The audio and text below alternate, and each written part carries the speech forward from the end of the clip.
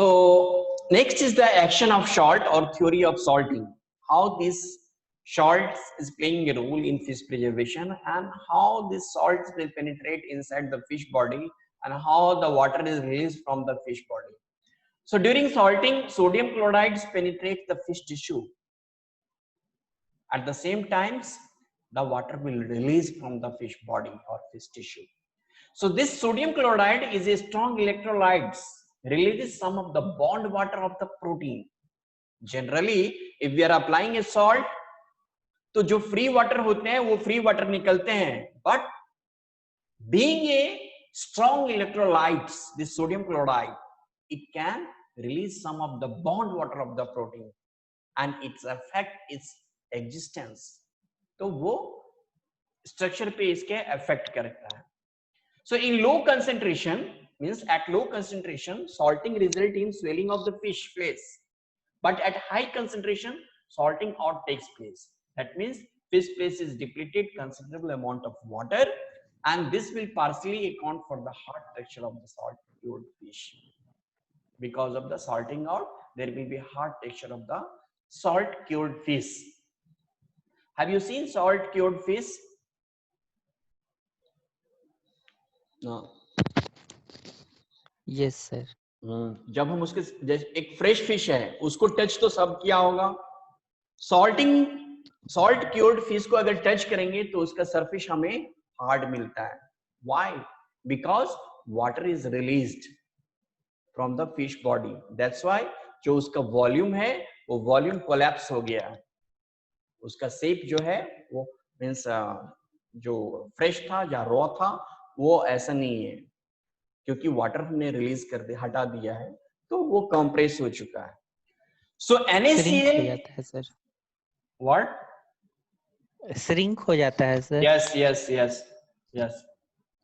NaCl exerts high osmotic pressure, giving rise to a reduction in moisture content of the fish as well as plasmolysis in the bacterial cell. So NaCl जब हम apply करते हैं fish की body के ऊपर में, so it may create a osmotic pressure between what? Between the salting environment. जब हम फिश के बॉडी के ऊपर में हम सॉल्ट डालेंगे तो सॉल्ट क्या होगा? मछली के बॉडी के सरफेस के ऊपर में जो वाटर है उस वाटर से वो मिक्स होगा. तो वो जो इन्वायरमेंट है और मछली के बॉडी के अंदर का जो इन्वायरमेंट है, दोनों के इन्वायरमेंट के अंदर में osmotic pressure difference होता है. And because of that differences, the salt will penetrate inside the fish body and water from the fish body will comes out. At the same times, the bacterial cell is also die. Bacterial cell is also lysed. This plasmolysis phenomena is there, by which the bacterial cell will die. So it alters the state of proteins and enzymes. जो proteins का structure है या enzyme का structure है उसको भी ये change करता है, क्योंकि हमारा principle of salting is that it में reduce the activity of bacteria as well as the enzyme. At the same time, it may also inactivate. It depends upon this condition. So it alters the state of proteins, that means structure of the proteins को alter कर देता है, enzymes को भी वो alter कर देता है. So protein becomes impervious to the action of the enzymes. So enzyme because protein का structure अगर alter हो गया तो enzyme उस पे act नहीं होगा, क्योंकि enzyme और substrate का की लॉक थ्योरी है. वो एक्टिव साइट और इनएक्टिव साइट जो एक पोजीशन पे नहीं रहेगा तो वो एंजाइम सबस्ट्रेट से फिट ही नहीं हो पाएगा. So that is that. Enzymes are also destroyed और made inactive by the salt, thereby preventing autolytic degradation. So enzyme is also destroyed, क्योंकि all enzymes are proteins. So ultimately what we are changing? We are changing the structure of the protein.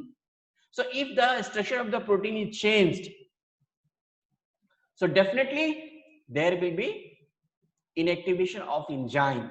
Or if the enzyme is inactivated, so after the death of the fish, in last class, death of the fish, the first action जो होता है हमारा वो ATP degradation, enzymatic degradation, तो वो autolytic degradation हमारा नहीं होगा because enzyme is inactivated. Why? Because we have applied the salt, that's why. Then NaCl forms brine. How it forms a brine? As I told in the beginning, the NaCl is the salt. So when we are applying a salt over the fish flesh or fish body or the surface of the fish, so जो भी water होगा surface पे उस water से वो combine करेगा. So water और salt अगर mix होगा तो क्या form करेगा? It may form a brine. And then penetrates the fish flesh by dialysis mechanism or osmotic pressure difference. So how this NaCl enters into the fish flesh? First, they are forming a brine, and then it is going inside the fish flesh by dialysis mechanism. So water diffuses from the fish flesh tissues to the outside due to the osmotic, as I already told. तो जो environment है because of the osmotic pressure difference between the brine environment which forms on the surface of the fish or flesh of the fish and the environment medium inside the fish body. Because of these differences, the water will release from the fish body. The process will continue until equilibrium attains. That means ये जो process है, salt penetration and water release from the fish body. So this process will continue until and unless it is equilibrium. जब ये दोनों चीज हमारा equilibrium हो जाएगा, तो then there will be no further transfer or further penetration of salt into the fish body, and there will be no further release of water from the fish body. So this is the action of salt.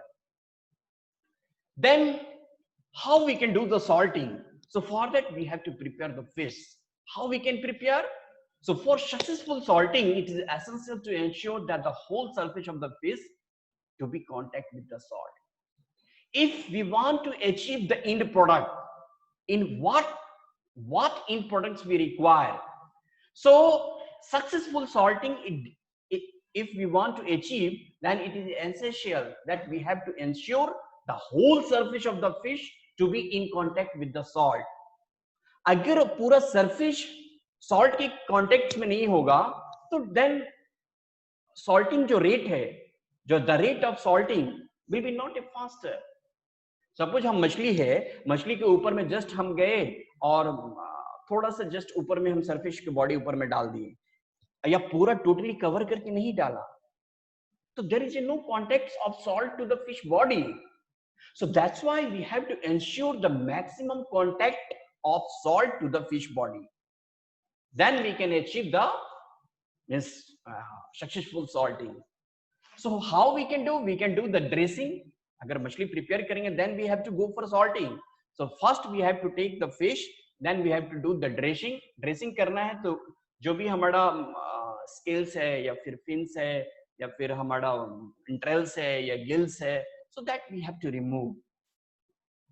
Then we have to do splitting. जो पेट है belly portion, उसको हमें फाड़ करके just उसको open करना है butterfly style में.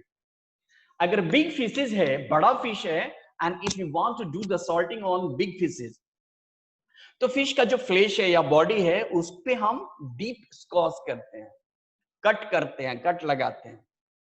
Why we are applying a big means बड़ा cuts लगाते हैं? Because the salt will penetrate easily.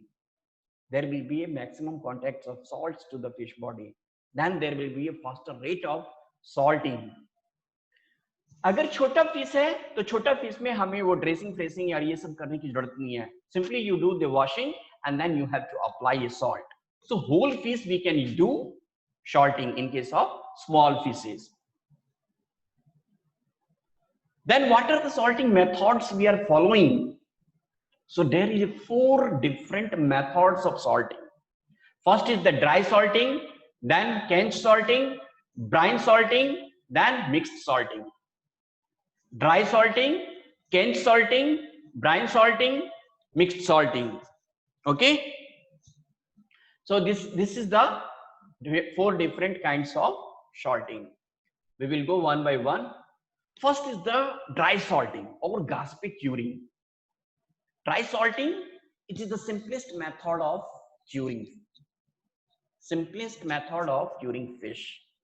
So how dry salting we can achieve? We have to take a tub. एक tub लेना है. Tub में क्या करना है? We have to spread a salt. We have to spread a dry salt. जो हमारा dry salt है. Dry salt means we have to use a salt crystal. We have to means use a salt crystal. So that salt crystal we have to apply a one layer on the tub, and on the tub we have to use these dressed fishes. Agar chota fish hai, then we have to use the small fishes. So dressed fishes we have to apply one layer, then again salt layer, then again fish layer, then again salt layer. But this layer from the bottom to top in the tub, it should be in increasing order. That means अगर bottom में हमने कम amount में quantity में हमने salt डाला है मछली के ऊपर में, तो टॉप में हमको धीरे धीरे बढ़ाते जाना है सॉल्ट का quantity. Why? Because the theory of salting says if we are applying a salt over the fish, so what will happen? Salt will penetrate into the fish body, at the same time water will release. तो हम तो ले रहे हैं tub में तो हमने डाला सॉल्ट एंड देन फिश डाला, तो सॉल्ट क्या होगा? मछली से हमारा पेनिट्रेशन होगा और एट द सेम टाइम मछली के शरीर में जो पानी होगी वो तो बाहर निकल के आएगा. तो बाहर पानी निकल के आएगा तो जो हम ड्राई सॉल्ट ले रहे हैं, जो सॉल्ट क्रिस्टल ले रहे हैं, वो क्रिस्टल तो हमारा पानी के साथ में घुल जाएगा. तो that's why at the top, जो टॉप में जो मछली रहेगी वहां से भी वाटर स्लोली स्लोली रिलीज होगा. रिलीज होके जो बॉटम में मछलियां हैं वहां पे भी वो, उसके शरीर पे भी वो मींस ब्राइन निकल के आएगा. तो that brine we don't have to throw.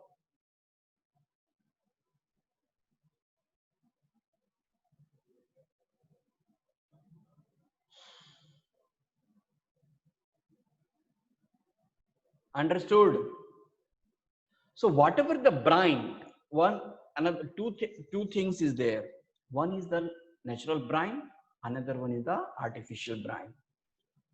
Here, in case of dry salting, what is happening? We are applying a salt, so water is released from the fish body, and salt is penetrating into the fish body. So जो water आ रहे हैं, वो that water is forming a natural brine. That is the natural brine. That means when water from the fish body will comes out, and the salt we are applying, when both of these will combine, it will form a natural brine. So that is the natural brine. So this natural brine is formed into the tub. So this natural brines we don't have to throw, we have to keep as such into the tub. So ऊपर में क्या होता है? At the top we have to place some weight. ऊपर में अगर हम कुछ वजन डाल देंगे तो मछलियां हमेशा, क्योंकि जब पानी निकलेगा, बहुत पानी निकलेगा, तो मछलियां क्या होगी? पानी में फ्लोट होना स्टार्ट हो जाएगा. Fishes will be float into the water, क्योंकि वो मरा हुआ है ना, जिंदा तो है नहीं जो वो स्विम करेगा. सॉल्ट के इसमें, सॉल्ट में भी है तो यू कांट. बोलो सर, टैब का कैपेसिटी कितना होना चाहिए? It depends on you. हमको कितना केजी का बनाना है? 10 kilo, 20 kilo, 50 kilo, 1 quintal, 1 ton. It depends on you, है ना. सो ड्राई सॉल्ट हमें यूज करेंगे तो वो जो हमारा पानी बनेगा, दैट पानी हमको थ्रो नहीं करना है, फेंकना नहीं है, उसको एज सच रखना है. That's why we are applying a weight, वजन ऊपर में रख देते हैं. तो सारा मछली क्या होगा? हमारा नेचुरल ब्राइन जो फॉर्म हुआ है वो ब्राइन के ही सॉल्यूशन में रहेगा, और वैसे ही हमें 2 से 3 दिनों तक के लिए रखना है, देन वहां से निकालना है और फिर उसको सूर्य की रोशनी में हमें सुखाना है, या नहीं तो हम मैकेनिकल ड्रायर भी यूज कर सकते हैं। तो this is called as Gaspe curing और dry salting. It is originated from the peninsula of eastern Canada. Understood dry salting? Any confusion? No, sir. No. Okay. Then we are having another method of salting or curing is the Kench curing or Kench salting. Here what we are doing, here fish are splitted and opened out flat and placed in a layer interspread with a layer of salt, and the liquor which excluded is allowed to drain away. जो पहला method है dry salting में, इसमें भी हमें same है। पहला method जो है ड्राई सॉल्टिंग, वो भी इसमें भी सेम है। हम टब लेंगे और ड्राई सॉल्ट बिछाएंगे, फिर हम क्या करेंगे, मछली का लेयर, फिर सॉल्ट का लेयर, फिर मछली का लेयर, फिर सॉल्ट का लेयर। लेकिन जो हम बॉटम से टॉप तक जाएंगे तो क्वांटिटी ऑफ सॉल्ट जो है वो हमें इंक्रीज करते जाना है। तो यहां पे जो हमारा नेचुरल ब्राइन फॉर्म होगा, वो नेचुरल ब्राइन को हमको यहां पे हटा देना है। यहां पे ऊपर में हम कोई वेट नहीं डालेंगे और उसको नेचुरल ब्राइन सॉल्यूशन के अंदर में रखेंगे। तो क्या करेंगे, वो जो ब्राइन फॉर्म होगा वो ब्राइन को हम हटा देंगे। नीचे से कुछ टैप लगे रहेंगे, उसको नॉब को खोलेंगे तो वो पानी निकल जाएगा। So here a long shelf life dry product is produced, used for white and non-fatty fish. So here we will achieve the dry product. Why? Because the fishes are not dipped into the or immersed into the natural brine. Natural brine जो होते हैं वो नीचे से bottom से वो अपने आप निकलते रहते हैं, लेकिन ड्राई सॉल्टिंग में हमको उसको नेचुरल ब्राइन सॉल्यूशन में रहने देना है, निकालना नहीं है। So this dry product is produced used for white and non fatty fish. ये जो मेथड है generally used for white and non fatty fish, जो नॉन फैटी फिश है उसके लिए। Then another one is the brine salting और brining. इसमें क्या होता है, what we are doing, we are preparing a brine, ठीक है, और फिर डिजायर्ड कंसंट्रेशन जो ब्राइन सॉल्यूशन है बनाते हैं। उस ब्राइन सॉल्यूशन में हम मछलियों को रिक्वायर्ड टाइम तक के लिए रख देते हैं, ठीक है। So that is the we have to dip into the brine, like in canning बोलते हैं ना, brining, we have to do brine, we have to prepare a brine solution, then we have to dip into the brine. So we are dipping into the brine for required times. So this is usually done as a preliminary step in case of canning or smoking. Canning में हमने बताया ना, हम पिछले semester में जो लिए थे उसमें ब्लांचिंग करते हैं, देन ब्राइनिंग भी करते हैं। तो that is the first step in case of canning. Smoking में भी हम सॉल्टिंग करते हैं, then drying and smoking we are doing. So this methods generally applied in canning and smoking, most commonly applied in canning and smoking. Then another method of salting is the pickling or mixed salting.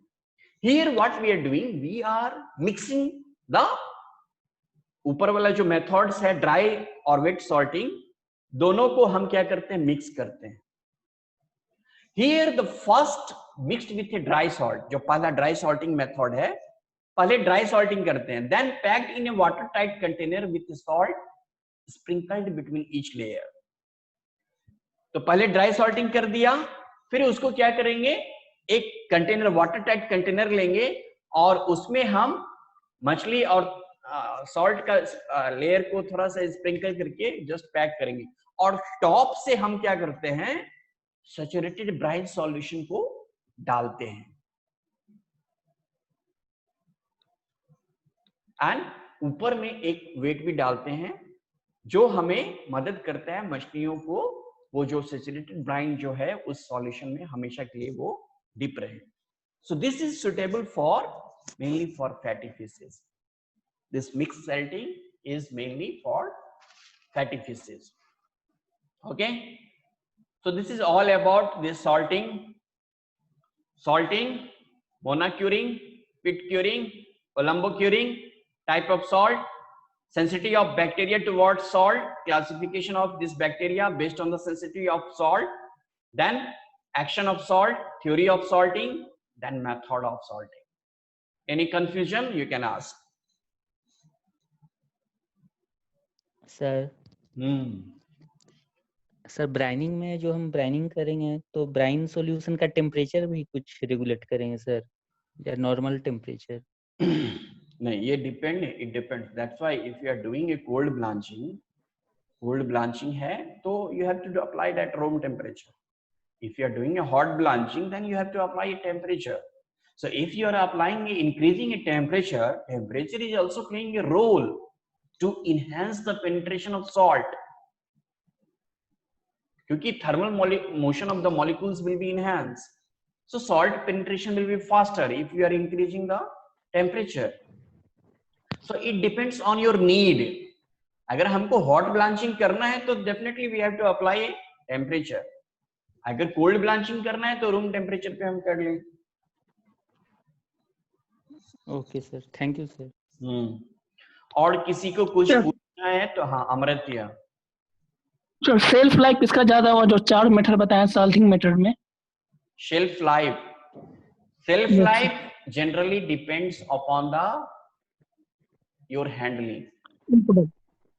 It depends upon the which kind of fishes you are using and condition of the fishes. Already spoiled fish हम ले रहे हैं तो definitely उसका self life कम होगा. और जो method हम यूज कर रहे हैं प्रिपरेशन के लिए, जो पर्सन फिश को हैंडल कर रहा है, अगर वो हाइजीनिकली हैंडल कर रहा है तो definitely self life will be उसका अच्छा होगा, self life will be more. अगर वो अनहाइजीनिक हैंडल कर रहा है तो डेफिनेटली तो self life will be less. But वही वो मछली लाया ग्राउंड पे उसको यूज कर रहा है और वहीं पे वो बिना धोए हुए उसको डाल रहा है, तो it depends upon the handling condition और जो हम रॉ मटेरियल यूज कर रहे हैं उस पर डिपेंड करता है. पिट क्यूरिंग के केस में क्या था, पिट क्यूरिंग में हम लोग गड्ढा ऑलरेडी बीच पे खोद रहे हैं और उसको जमीन में ही डाल रहे हैं, so definitely you will not get a quality product. So here in all these methods you will get the quality, but you have to ensure the this handling condition should be hygienic, it should not be unhygienic, and the selection of the fish species, जो हम fish select कर रहे हैं salting के लिए, वो पहले से ही खराब नहीं होना चाहिए, वो हमारा fresh होना चाहिए. तो it depends on that. और बहुत सारा फैक्टर है. सर जब नेचुरल ब्राइंग होता है तो उसमें पानी निकलता है, फिर और जो आर्टिफिशियल करते हैं उसमें भी तो वाटर रहता है और फिर नेचुरल से भी निकलता है वाटर. तो जो ब्राइनिंग उसमें करते हैं आर्टिफिशियल से जो करते हैं उसमें ज्यादा वाटर निकलता है compare to natural brining. Natural brining क्या हुआ, हम जब ड्राई सॉल्ट उस पे अप्लाई करेंगे तो शरीर के अंदर से जो वाटर निकलेगा और जो हमारा बाहर में जो सॉल्ट है दोनों एक दूसरे से मिक्स होकर के जो सॉल्यूशन बनाएगा, that is the natural brine. Artificial brine क्या है, मछली के शरीर के अंदर का पानी हम नहीं यूज कर रहे हैं. हम कौन सा पानी यूज कर रहे हैं, जो जनरल हमारा पोर्टेबल वाटर है जो ब्राइन सॉल्यूशन बनाते हैं वो वाटर हम यूज कर रहे हैं. So that is artificial brine. अब क्या वाटर तो फिश से निकलेगा ना सर, उससे बॉडी से भी निकलेगा बिना? डेफिनेटली निकलेगा यार. एक्शन ऑफ सॉल्ट हमारा वही है. अगर हम सॉल्ट के संपर्क में मछली के बॉडी को लाएंगे या फ्लेश को लाएंगे तो definitely there will be penetration of salt and release of water from the fish body. How it is entering means how salt is entering into the fish body and how the water is released from the fish body, it depends upon the osmotic pressure difference. Osmotic pressure difference, that means fish के बाहर का जो environment है, fish के surface के बाहर का जो environment है, उसके environment का osmotic प्रेशर और फिश के शरीर के फ्लेश के अंदर का जो मीन्स इन्वायरमेंट है उसके अंदर का जो हमारा ऑस्मोटिक प्रेशर है दोनों में इनबैलेंस होगा। जैसे ही इनबैलेंस होगा तो definitely there will be movement of molecules, water हो या सॉल्ट हो, दोनों का आदान प्रदान होगा, लेकिन कब तक? जब तक ये दोनों एक दूसरे को इक्वल ना कर ले तभी तक होगा। चाहे ड्राई सॉल्टिंग करें या वेट सॉल्टिंग करें या ब्राइन सॉल्टिंग करें, वो पेनिट्रेशन ऑफ सॉल्ट होगा ही और वाटर का रिलीज होगा ही। यस सर, कॉन्सेप्ट क्लियर है? Yes sir, got. हाँ, और किसी को कुछ पूछना है तो यू कैन आस्क। सर ये जो ओल्डेस्ट मेथड बोल रही है किस सेंचुरी में सब ये होता है, जैसे मोना क्यूरिंग, पीट क्यूरिंग, ये सब? देखो, जब हमारे पास इतने सोफिस्टिकेटेड मेथड सब नहीं आए, जैसे फ्रीजिंग, आइसिंग, देन तुम्हारा ये क्या नाम है, canning, then radiation, then fermentation, तो that is also oldest one. जो भी आजकल मॉडर्न इक्विपमेंट हम यूज कर रहे हैं मछलियों को प्रिजर्व करने के लिए, तो जब उस समय में हमारा नहीं था, 18th सेंचुरी से पहले की बात बोल रहा हूँ। 18th सेंचुरी में डेवलपमेंट ज्यादा हुआ है, 19th में भी हुआ है बहुत सारा डेवलपमेंट। तो ओल्डन डेज में जब हमारे मछलियां आते थे, ओल्डन डेज में क्या करते होंगे भाई इतना मछली लेकर के? हमारे पास उतना टेक्नोलॉजी नहीं है, हमें पता भी नहीं है कैसे हम उसको प्रिजर्व करें। तो भाई जो सनलाइट है, पहले लोग कैसे खाते थे? सीधा लेते थे तीर धनुष, मारा निशाना, और भैया जंगल में गया, मार के लाया और उसको रात में आग पे डाला और उसको गरम करके खा दिया आग में ही डाल के। उस समय में स्पाइस उतना ये सब था नहीं डेवलपमेंट ना। धीरे धीरे नॉलेज हुआ, इवोल्यूशन हुआ, तो फिर डेवलपमेंट हुआ, तो आदमी टेस्ट जानना स्टार्ट किया। तो ये सब डेवलपमेंट है उस ओल्डन डेज की बात है, जब हमारा ये सब प्रिजर्वेशन मेथड्स नहीं, मॉडर्न मेथड ऑफ प्रिजर्वेशन हमारा नहीं आया था। उस समय में ये सब मेथड्स जनरली प्रैक्टिस होता था। सर अभी ये मेथड करना चाहेंगे तो होगा? क्यों नहीं होगा, आराम से होगा, आराम से होगा। प्रोसेस तो सेम ही रहे ना, वही हमारा बीच है, वही हमारा सैंड है, वही हमारा मछली है, वही हमारा नमक है। खाली आदमी जो था 18th सेंचुरी में वो चेंज होकर के अभी हम अलग हो गए, थोड़ा सा हमारा डिफरेंस आ गया, हम लोग थोड़ा स्मार्ट हो गए ज्यादा।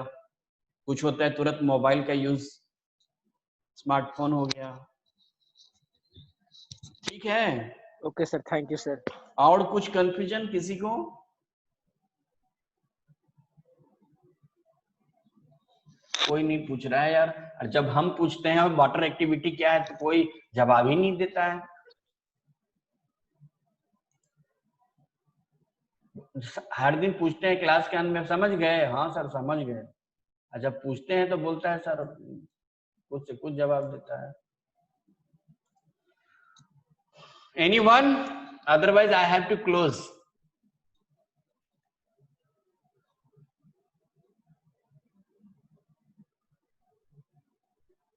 बोलो Sir, no doubt, sir. shall I close? Yes, sir. Yes sir. चलो ठीक है। Thank you, sir. Thank you sir.